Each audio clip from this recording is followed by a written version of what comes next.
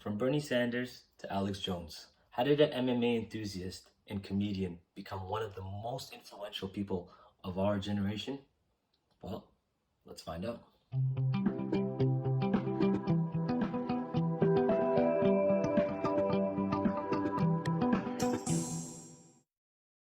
So, no big surprise here. Traditional media is dying. No longer are we relying on the nightly news or the morning newspaper to basically tell us what's going on in the world. We have the internet, we have information at our fingertips. This has allowed someone like Joe Rogan to step in and take over the media landscape. We've all watched the news. We can tell it's disingenuous, we can tell it's staged, and people don't really want that anymore, especially the younger generation. We first started seeing more of Joe Rogan in 2001 on Fear Factor.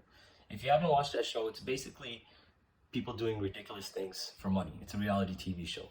After that, we started to see more of him on the MMA scene, mainly in the UFC channels.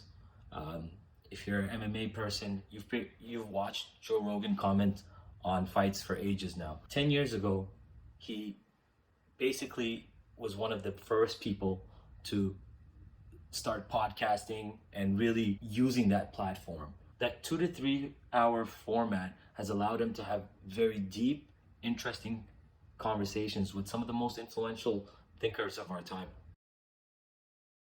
All right, so let's discuss his scope of influence. The Joe Rogan podcast is listened to over 1.5 billion times a year. It generates upwards of $50 million a year in revenue. That's on the conservative side. On top of that, he controls his entire media empire by himself. No middlemen, no networks to tell him what to say and do, and basically 100 million person audience. On YouTube, his main channel, Powerful JRE, has over 8 million subscribers.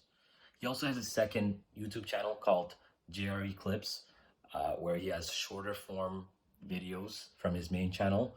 That has 4.25 million subscribers. The entire comedy community knows Joe. His platform can open many doors for young, up-and-coming comedians.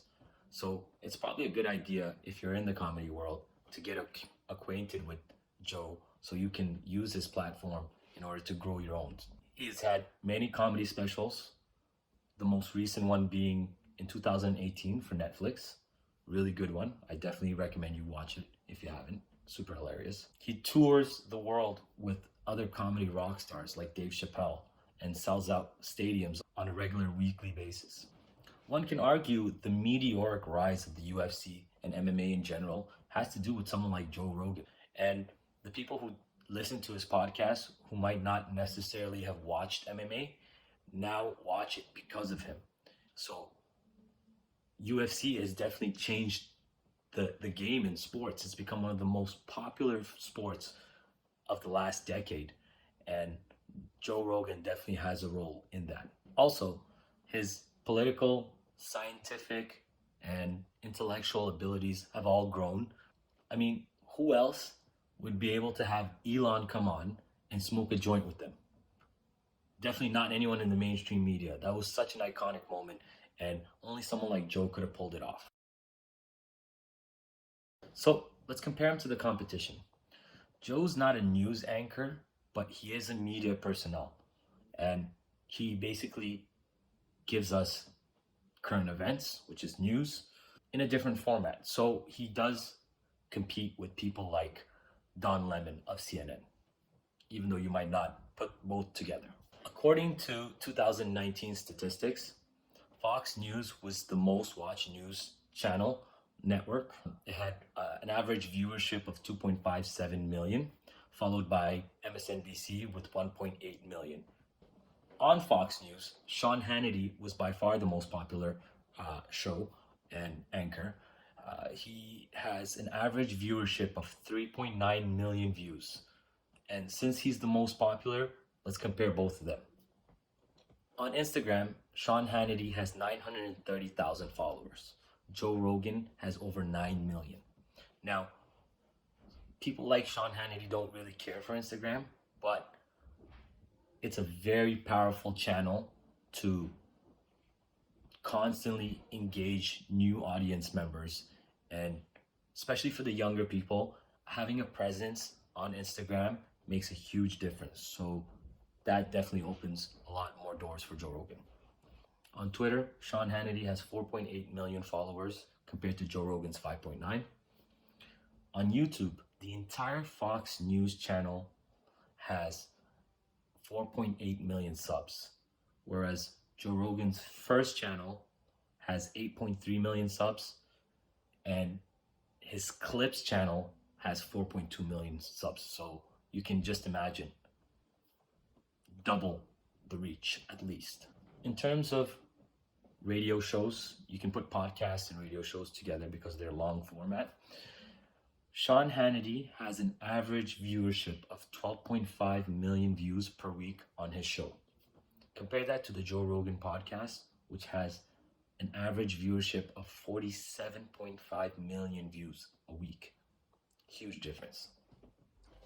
So it's quite clear that more people can access more information more often from someone like Joe compared to someone like Sean Hannity. Also consider the fact that the Joe Rogan podcast has been one of the most popular podcasts ever. And you can really see how far the scope of influence goes. So what is it that makes him so unique and popular? Well, firstly, he's way more trusted than people in the news media or any other media sources. He seems like a guy you can have a drink with, smoke a cigar with, and really dive deep into the rabbit hole on obscure topics. That's such a unique thing that other people don't have the opportunity to do. People seem to open up more to him. He's neither left wing or right wing. He just has his own views. That's how most of us should be. And that's how I see things going in the future, where the idea of being fully left wing or fully right wing seems a little ridiculous. You can have viewpoints on both sides and understand where the limitations are. He's also independent. That in and of itself is huge. Not being told what to say and what to do makes a world of difference. And his audience is worldwide. I was recently in Asia, and I was so surprised to hear how so many people knew about Joe Rogan and watched him on a regular basis. You don't get that with local news anchors or even national news anchors.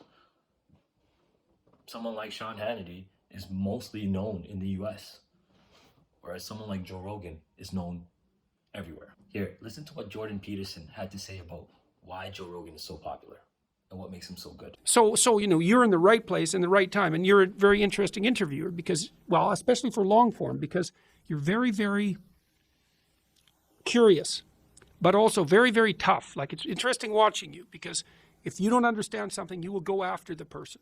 And you're not doing it in a vindictive way, but you're quite a formidable interviewer. And I've been trying to figure out why you're so successful. And like, you're a lot smarter than anyone might think, which is quite interesting. So you're a weird combination because, your persona doesn't shout intellectual, but you're damn smart and you're tough as a bloody boot. And you ask really provocative questions, and not because you're provocative. And so your personality and this long form seem to suit each other really well. You're also really good at pursuing things you don't understand instead of assuming that you know what you're talking about. So you take the listeners on a journey, right? It's an exploratory journey.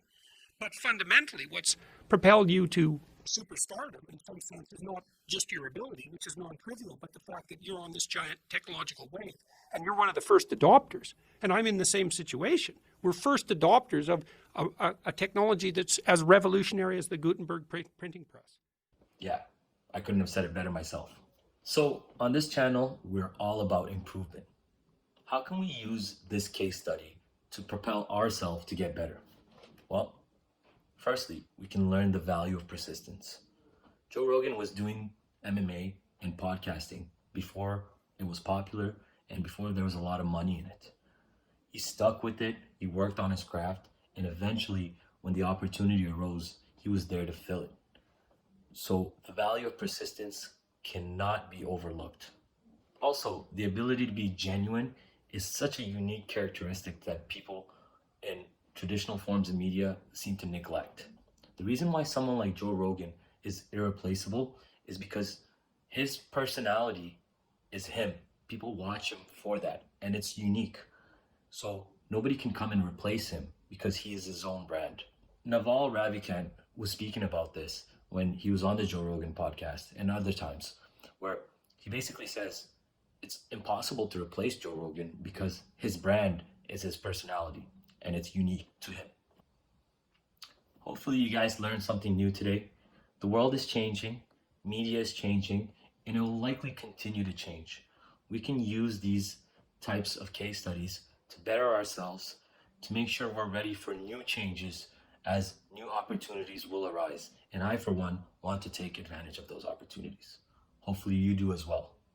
With that being said, thank you for watching. Please like, share, and subscribe. It helps out new channels like mine.